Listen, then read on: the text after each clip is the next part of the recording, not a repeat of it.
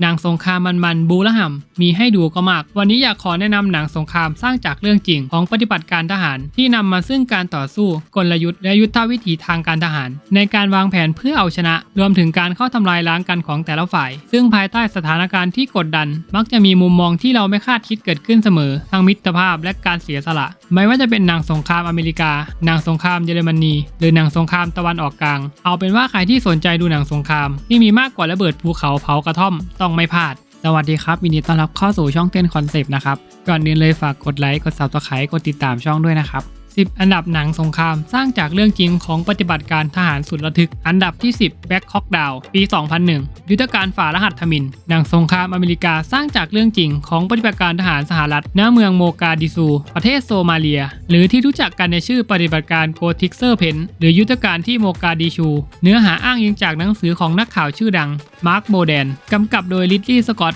โดยเป็นเรื่องราวการต่อสู้บนท้องถนนเมื่อทหารเดลต้าฟอร์สและหน่วยจู่โจมของสหรัฐมากกว่า100นายบุกเข้าไปหวังจะจับกลุ่มตัว2นายทหารคู่ใจของโมฮัมเหม็ดฟาร่าห์ไอคิดผู้นำกลุ่มชนน้อยฮับกิดที่สร้างความเดือดร้อนและหิวโหยให้กับประชาชนโซมาเลียแต่เหตุการณ์กับตาลปัดไม่เป็นอย่างที่คิดซึ่งต้องบอกเลยว่าหนังเรื่องนี้ดีงามจนได้รับโหวตเป็นที่1ในภาพยนตร์ยอดเยี่ยมของปีนั้นอีกทั้งยังนำเสนอถึงวีรกรรมสุดกล้าหาญของกองทัพสหรัฐที่ตัดสินใจไม่ทิ้งใครไว้ข้างหลังได้เป็นอย่างดี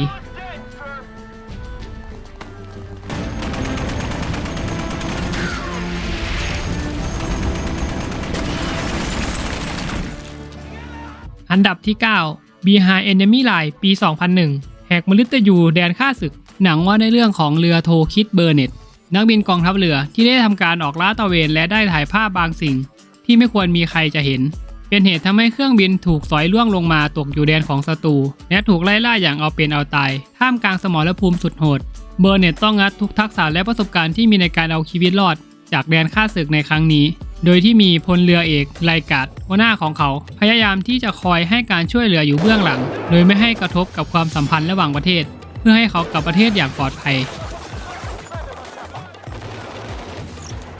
อันดับที่ 8 Tear of the Sun ปี 2003 ฝ่ายยุทธการสุริยะทมิฬจากสงครามกลางเมืองที่ไนจีเรียที่ต่อเนื่องยาวนานตั้งแต่ปี 1967 ถึง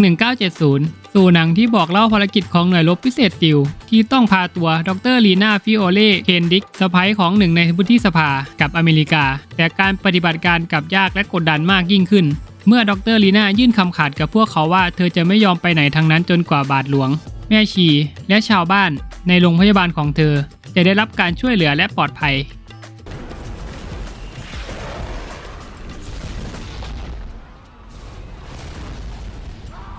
อันดับที่ 7 The Hurt Locker ปี 2008 หน่วยระห่ำปลดล็อกระเบิดโลกหนังพาผู้ชมไปติดตามการทำงานของหน่วยกู้ระเบิดที่นำโดยวิลเลียมเจมส์จ่าสิบเอกคนใหม่ที่มารับหน้าที่หลังจากการเสียชีวิตในขณะปฏิบัติหน้าที่ของทีมงานคนเก่าซึ่งหน้าที่ของเกมคือการยับยั้งระเบิดเจ้าปัญหาเหล่านั้นก่อนที่มันจะสร้างความเสียหายให้กับใครโดยมีลูกทีมที่คอยสนับสนุนและคุ้มครองอย่างแซนบอลและเอลริกแต่ด้วยวิธีการทำงานของเกมที่ค่อนข้างเลือดร้อนและไม่ฟังใครมักปฏิบัติภารกิจตามใจตัวเองซึ่งงานกู้ระเบิดเป็นงานอันตรายจึงสร้างความหนักใจให้แก่ลูกน้อง2 คนในทีมเป็นอย่างมากท่ามกลางไฟสงครามในอิรักเกมจึงยอมเปิดเผยตัวตนของเขาให้ลูกทีมได้รู้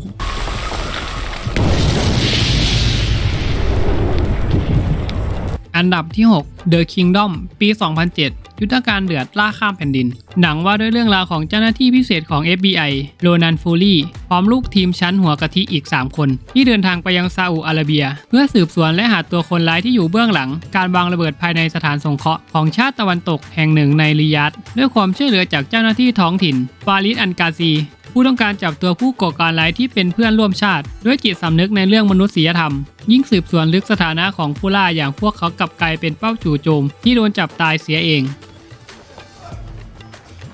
Are you good? We gotta get back up. Look, we don't have time. We need 2 to back up here. The other 3 go inside. Hands up, you good, sir? Yeah, I got back up. Go. อันดับที่ 5 Zero Dark 30 ปี 2012 ยุทธการถล่มบินลาเดนหนังสร้างจากเหตุการณ์จริงของเจ้าหน้าที่ CIA ที่ไล่ล่าและจับกลุ่มอุสามะห์ บินลาเดนผู้ที่สหรัฐเชื่อว่าอยู่เบื้องหลังเหตุวินาศกรรม 11 กันยายนที่หลบซ่อนตัวในแถบชานเมืองของประเทศปากีสถานนำทีมโดยหน่วยซีลทีม 6 ปฏิบัติการร่วมกับเจ้าหน้าที่ CIA และผู้เชี่ยวชาญเรื่องบินลาเดนหนังเผยให้เห็นเบื้องหลังการทำงานของเจ้าหน้าที่ CIA ท่ามกลางความกดดันและการจับจ้องจากผู้คนทั่วโลก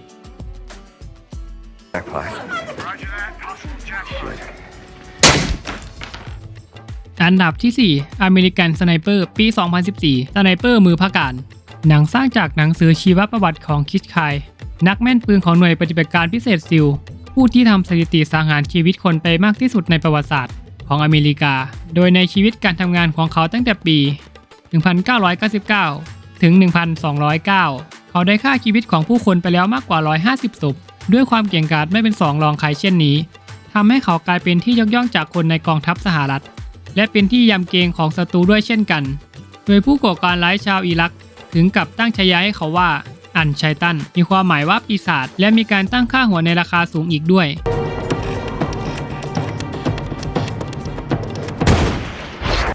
อันดับที่ 3 Lone Survival ปี 2014 ปฏิบัติการพิฆาตสมรภูมิเดือดดัดแปลงจากหนังสือขายดีที่เล่าเรื่องของนาวิกโยธินหน่วยซิล4 นายซึ่งถูกซุ่มโจมตีและรอบล้อมไปด้วยกองกำลังตาลิบันติดอาวุธที่พร้อมจะทำสงครามในภูเขาประเทศอัฟกานิสถานระหว่างปฏิบัติภารกิจลับเพื่อต่อต้านกลุ่มผู้นำของอัลไคดาทำให้ต้องพบเจอกับสถานการณ์ที่นำไปสู่การตัดสินใจที่ท้าทายศีลธรรมพวกเขาถูกปล่อยให้อยู่อย่างโดดเดี่ยวไร้ความช่วยเหลือขณะที่ต้องรักษาไว้ซึ่งความแข็งแกร่งความมุ่งมั่นความกล้าหาญในการต่อสู้ครั้งนี้จนถึงที่สุด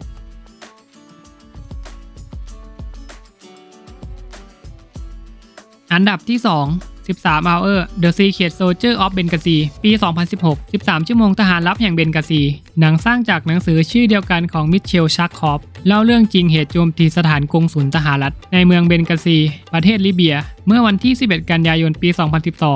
โดยกลุ่มผู้ก่อการร้ายได้สังหารเอกราชทูตสหรัฐคริสโตเฟอร์ เจ สตีเวนรวมถึงเจ้าหน้าที่อีก 3 คน โดยเจ้าหน้าที่รักษาความปลอดภัย 6 คนต้องต่อสู้เพื่อปกป้องชาวอเมริกันให้มากที่สุดเท่าที่จะทำได้